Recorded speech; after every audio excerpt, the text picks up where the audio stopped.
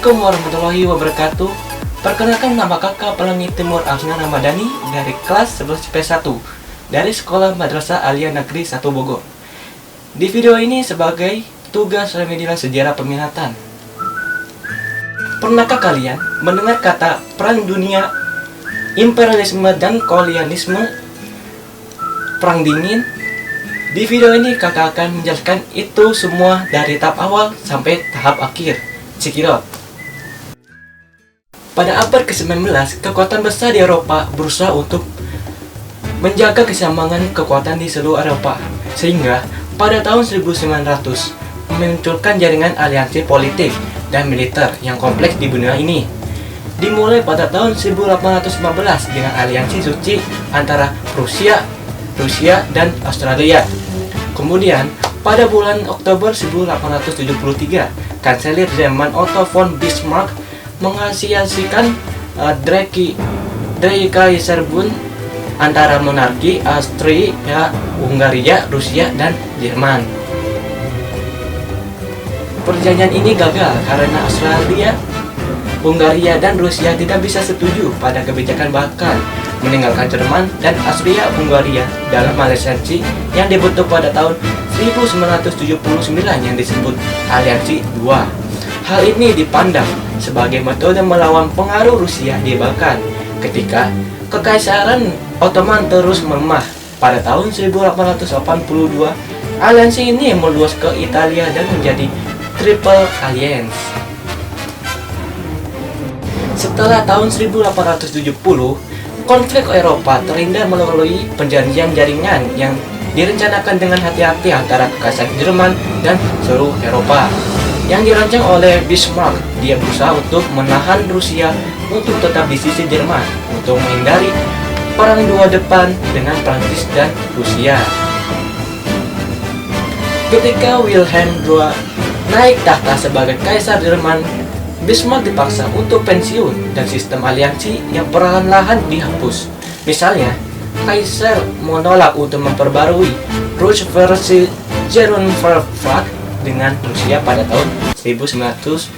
2 tahun kemudian, aliansi Franco-Rusia ditandatangani untuk melawan kekuatan Triple Alliance. Pada tahun 1904, Inggris menandatangani serangkaian perjanjian dengan Prancis, Entente Cordial, dan pada tahun 1907, Inggris dan Rusia menandatangani Konvensi Anglo-Rusia. Meskipun perjanjian ini secara resmi tidak bergaul Inggris dengan Prancis atau Rusia, mereka memungkinkan Inggris memasuki konflik yang akan melibatkan Prancis dan Rusia, dan sistem penguncian perjanjian bilateral yang kemudian dikenal dengan sebagai Triple Entente. Kekuatan industri dan ekonomi Jerman tumbuh pesat setelah penyatuan dan pembentukan kekaisaran pada tahun 1871.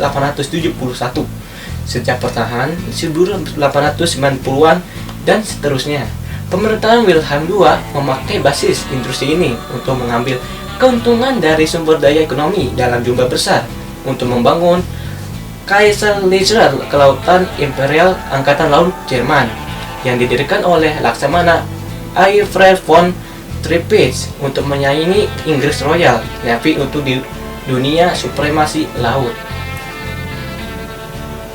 Akibatnya, setelah negara berusaha untuk mengalahkan negara-negara lain dalam hal kapal modal dengan peluncuran HMS Dreadnought tahun 1906, kerajaan Inggris memperluas keunggulannya terhadap pesaingannya Jerman. Perlombaan senjata antara Inggris dan Jerman akhirnya meluas ke seluruh Eropa, dengan semua kekuatan besar memanfaatkan basis industri mereka untuk memproduksi peralatan dan senjata yang diperlukan untuk konflik pan-Eropa antara 1908 dan 1913.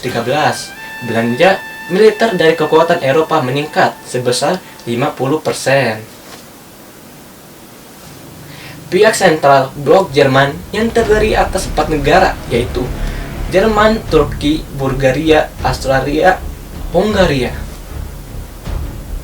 Pihak sekutu blok Prancis yang terdiri atas 2-3 negara yang antara lain Prancis, Rusia, Inggris, Italia, Amerika Serikat, Serbia, Belgia, Rumania, Yunani, Portugal, dan kaki Jepang.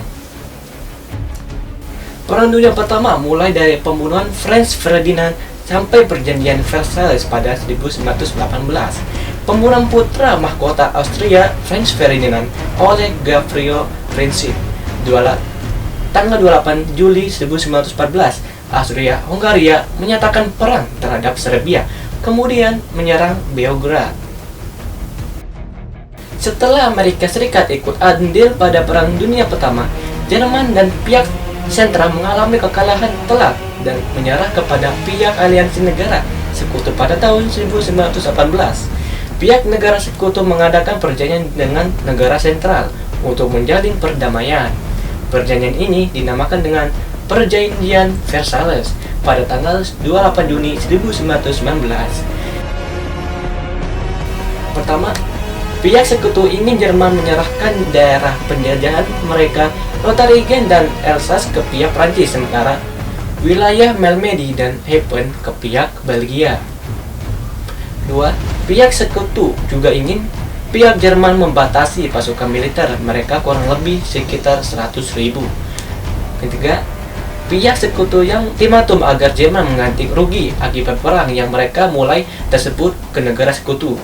Keempat, wilayah Jerman terbagi dua, yaitu Jerman Timur dan Jerman Barat. Jerman Barat dikuasai oleh pihak negara sekutu. Jadi, itulah Perang Dunia Pertama dari awal perang sampai akhir perang. Apakah perang ini sudah berakhir? Di video sebelumnya kita sudah membahas tentang Perang Dunia Pertama, dan sekarang kakak akan menjelaskan tentang Perang Dunia Kedua. Wah, ternyata tidak sampai di sini loh. Ternyata peperangan masih berlanjut, yang akhirnya melakukan perjanjian. Ternyata perjanjian itu hancur, terjadinya persaingan kembali, dan muncullah tokoh-tokoh peperangan yang baru. Perang Dunia Pertama membuat perubahan besar pada peta politik dengan kekalahan blok sentral termasuk Austria, Hungaria, Jerman, dan Kekaisaran Ottoman, dan perubahan kekuasaan oleh kaum Bolshevik di Rusia pada tahun 1917. Sementara itu, negara-negara sekutu yang menang seperti Prancis, Belgia, Italia, Yunani, dan Rumania memperoleh wilayah baru, dan negara-negara baru dibuat setelah runtuhnya Austria, Hungaria, Kekaisaran Rusia, dan Kekaisaran Ottoman.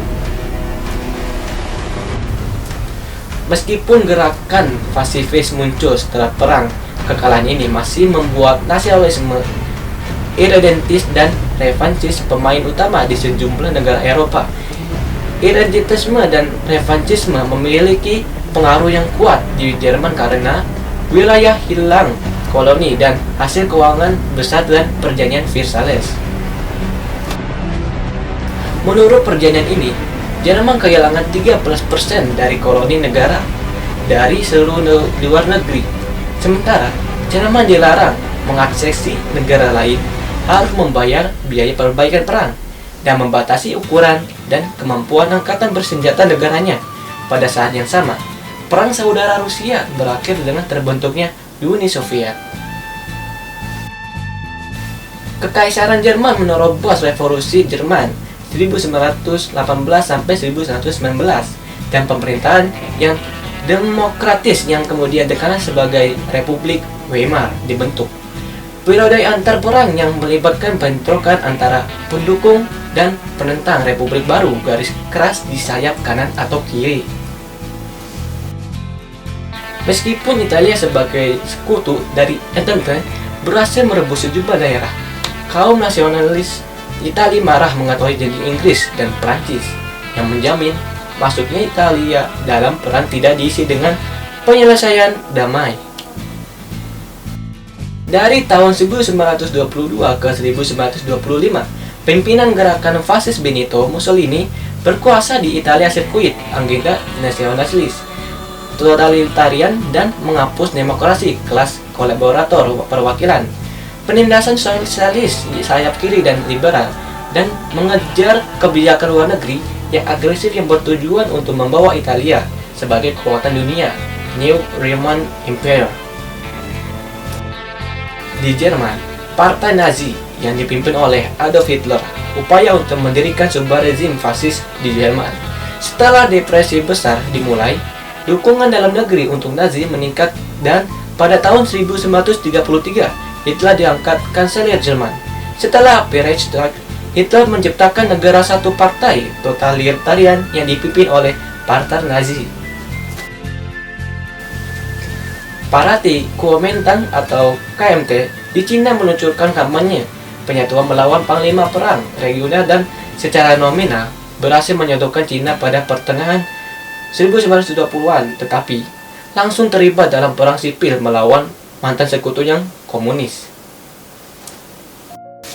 Pada tahun 1931 yang semakin militeristik, kekaisaran Jepang yang sudah Cina sebagai lama mencoba untuk mempengaruhi fase pertama dari apa yang disebut sebagai hak pemerintahan untuk memerintah Asia, digunakan insiden Mukden sebagai alasan untuk menyerang Manchuria dan mendirikan negara boneka Manchukuo. Terlalu lemah terhadap Jepang, Cina meminta bantuan dari Liga Bangsa-Bangsa atau LBB. Jepang menarik diri dari Liga Bangsa-Bangsa setelah ia dikritik karena tindakannya terhadap Manchuria. Kedua negara kemudian bertempur di Shanghai, Lehe dan Hebei sampai gencatan senjata tangguh pada tahun 1933. Setelah itu, pasukan relawan Cina terus memberontakkan melawan agresi Jepang di Manchuria dan Cacar dan Suiyuan. Blok Sentral, negara Jepang, Italia, Jerman. Di sisi lain, blok sekutu negara Prancis, negara Inggris, negara Belanda, Kanada, Amerika. Perang Dunia Kedua terjadi di 3 benua, yaitu Afrika, Asia, dan Eropa. Perang ini berlangsung dari 1 September 1939 hingga 14 Agustus 1945. Banyak negara dihancurkan oleh perang ini dan hidup di bawah pendudukan negara-negara lain. Lebih dari 50 juta orang tewas dalam perang ini. Perjanjian yang mengakhiri perang ada 2, yaitu Perjanjian Potsdam dan Perjanjian San Francisco. Isi dari Perjanjian Potsdam: pertama, Jerman di wilayah pendudukan yaitu Jerman Timur oleh Rusia, sementara Amerika Serikat, Inggris, dan Prancis. 2. Kota Berlin yang terletak di tengah wilayah pendudukan Rusia juga diduduki. Berlin Timur diduduki oleh Rusia, dan Berlin Barat diduduki oleh Amerika Serikat, Inggris, dan Prancis. 3. Danzig Jerman di sebelah timur kali sungai dan Niasa diberikan ke Polandia. 4. Demilitarisasi dari Jerman. 5. Penjahat perang dihukum. 6. Jerman harus membayar kompensasinya. Perjanjian ini diadakan di Jepang pada tanggal 8 September 1951 dan dalam Perjanjian San Francisco ini ada 4. Pertama, Jepang harus membayar uang untuk sekutu. 2. Kepulauan Jepang berada di bawah pengawasan Amerika Serikat. 3. Para tokoh fasis dicobai sebagai penjahat perang dari kasus berjuang di bawah pengawasan internasional. 4. Kepulauan Kuril dan Sakhalin Selatan diberikan ke Rusia, sedangkan Manchuria dan Taiwan diberikan ke Cina. Itulah penjelasan Perang Dunia Kedua. Kali ini, kakak akan menjelaskan tentang Perang Dingin, yang pastinya ada keterkaitan dengan Perang Dunia Pertama dan Kedua. Penasaran?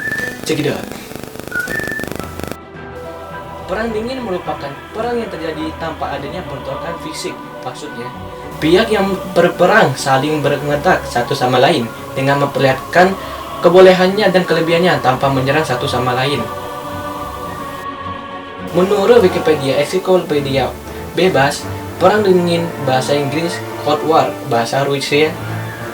Ini ya, Coldnya soalnya 1947-1991 adalah sebutan bagi sebuah periode di mana terjadi konflik, ketegangan, dan kompetisi antara Amerika Serikat beserta sekutunya disebut Blok Barat dan Uni Soviet beserta sekutunya disebut Blok Timur yang terjadi antara tahun 1947 sampai 1991. Istilah perang dingin ini sendiri diperkenalkan pada tahun 1947 oleh Bernard Baruch dan Walter Lippmann dari Amerika Serikat untuk mengabarkan hubungan yang terjadi di antara Amerika Serikat dan Uni Soviet. Setelah Perang Dunia Kedua berakhir, Amerika Serikat dan Uni Soviet muncul sebagai negara dikuasa. Amerika Serikat muncul dengan ideologi demokratis, kapitalis, dan Uni Soviet muncul dengan ideologi komunis. Kedua negara tersebut berusaha mencari pengaruh dan dukungan dari negara-negara baru memerdekakan diri. Mereka bersaing dalam melakukan ekspansi ideologi. Hal ini memicu terjadinya perang dingin dan mempengaruhi kepada negara-negara di luar Eropa. Perlu diketahui bahwa Amerika dan Uni Soviet juga terlibat di dalam Perang Dunia I dan II. Pada Perang Dunia Pertama, Jerman, Austria, dan Turki membuat negara aliansi dan bekerja sama. Awalnya, Amerika Serikat merupakan negara netral dan tidak memihak siapapun. Akan tetapi, ketika perang kapal selam tak terbatas, secara tidak sengaja Jerman mengenai kapal Amerika, sehingga Amerika yang awalnya netral akhirnya memihak Inggris. Uni Soviet dan Prancis yang merupakan lawan dan aliansi Jerman. Dengan turun tangannya Amerika, maka akan mempermudah kekalahan Jerman. Setelah Jerman kalah, pihaknya dipaksa menandatangani perjanjian Versailles yang isinya membuat pihak Jerman harus membayar kerugian yang dikeluarkan pihak musuh selama perang. Jerman telah kalah, ditambah lagi harus membayar kerugian musuh. Hal ini menyebabkan Jerman harus pontang-panting memperbaiki kondisi ekonominya. Akan tetapi, ketika Adolf Hitler memimpin Jerman, ia melancarkan politik balas dendam. Inilah cikal bakal penyebab Perang Dunia Kedua. Pada tanggal 1 September 1939, Jerman menyerang negara Polandia yang merupakan negara yang dilindungi oleh pihak sekutu yang terdiri dari Inggris, Prancis, dan Uni Soviet. Perang dingin juga melibatkan negara sekutu Amerika Serikat dan negara sekutu Uni Soviet pada saat itu.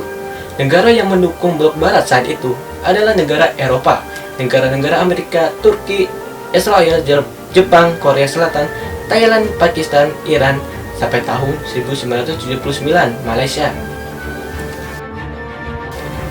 Perang dingin berdampak sangat besar bagi negara-negara dunia ketiga yang terjebak dalam peributan kekuasaan, baik yang dimenangkan oleh komunis ataupun liberal, sama-sama menyisakan kerusakan bagi struktural maupun sosial, membuat dunia terjebak dalam krisis kemanusiaan baru yang sulit untuk ditangani. Dampak dari perang dingin terbagi tiga. Yang pertama bidang politik, yang kedua bidang ideologi, dan ketiga bidang teknologi. Di bidang politik, munculnya Amerika Serikat dan Uni Soviet sebagai negara dikuasa, meluaskan gerakan kemerdekaan di dunia, munculnya organisasi keamanan regional, berkembangnya politik memecah belah negara. Di bidang ideologi, terjadinya perang dingin yang bermula dari persaingan ideologi antara Amerika Serikat dan Uni Soviet. Di bidang teknologi, terjadinya perkembangan teknologi secara masif di dunia. Tadi kita sudah menjelajahi peperangan. Kali ini, kakak akan menjelaskan tentang sejarah pergerakan nasional Indonesia, yang pastinya ada beberapa pahlawan Indonesia yang terlibat. Tujuan utama imperialisme adalah menambah hasil ekonomi. Negara-negara yang imperialis ingin memperoleh keuntungan dari negara yang mereka kuasai, karena sumber ekonomi negara mereka tidak mencukupi. Tujuan utama kolonialisme adalah kepentingan ekonomi. Kebanyakan koloni yang dijajah adalah wilayah yang kaya akan bahan mentah. Keperluan untuk mendapatkan bahan mentah adalah dampak dari terjadinya revolusi industri di Inggris. Negara kolonialisme pertama adalah Inggris dan Spanyol. Perang Padri adalah peperangan yang berlangsung di Sumatera Barat dan sekitarnya, terutama di kawasan kerajaan Pagaruyung dari tahun 1803 hingga 1838. Perang ini merupakan peperangan yang pada awalnya akibat pertentangan dalam masalah agama sebelum berubah menjadi peperangan melawan penjajahan. Perang Diponegoro yang juga dikenal dengan sebutan Perang Jawa adalah perang besar dan berlangsung selama 5 tahun 1825 sampai 1830 di Pulau Jawa, Hindia Belanda. Perang ini merupakan salah satu pertempuran terbesar yang pernah dialami oleh Belanda selama masa pendudukannya di Nusantara, melibatkan pasukan Belanda di bawah pimpinan Jenderal Hendrik Marcus de Knop yang berusaha merendam perlawanan penduduk Jawa di bawah pimpinan Pangeran Diponegoro. Akibat perang ini, penduduk Jawa yang tewas mencapai 200 jiwa, sementara korban tewas di pihak Belanda berjumlah 8.000 tentara Belanda dan 7.000 serdadu pribumi. Akibat perang menegaskan penguasaan Belanda atas Pulau Jawa. Thomas Matulesi lahir di Haria, Pulau Saparua, Maluku, 8 Juni 1783, meninggal di Ambon, Maluku, 16 Desember 1817 pada umur 34 tahun. Juga dikenal dengan nama Kapitan Patimura atau Patimura adalah pahlawan nasional Indonesia dari Maluku. Menurut buku biografi Patimura versi pemerintahan yang pertama kali terbit, M. Sapija menulis bahwa pahlawan Patimura tergolong turunan bangsawan dan berasal dari Nusaina atau Seram. Ayahnya yang bernama Antoni Matulesi adalah anak dari Kasimiliaili Patimura Matulesi. Yang terakhir ini adalah putra Raja Sahulau. Sahulau merupakan nama orang di negeri yang terletak dalam sebuah teluk di Seram. Nama asli dari Tuanku Imam Bonjol adalah Muhammad Syahab Tuanku Imam Bonjol.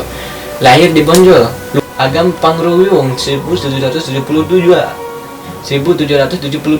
Wafat dalam pengasingan dan dimakamkan di Lota, Peneleng, Minahasa, tanggal 6 November 1864. Adalah salah seorang ulama, pemimpin dan pejuang yang berperang melawan Belanda dalam peperangan yang dikenal dengan nama Perang Padri pada tahun 1803 sampai 1838. Tuanku Imam Bonjol dianggap sebagai pahlawan nasional Indonesia berdasarkan SK Presiden nomor 087 TK tahun 1973 tanggal 6 November 1973. Terima kasih sudah menonton video ini dari awal sampai akhir. Semoga video ini bermanfaat dan dapat menambah ilmu. Mohon maaf jika ada kekurangan. Saya Prangi Timur. Wassalamualaikum warahmatullahi wabarakatuh. Berhasil.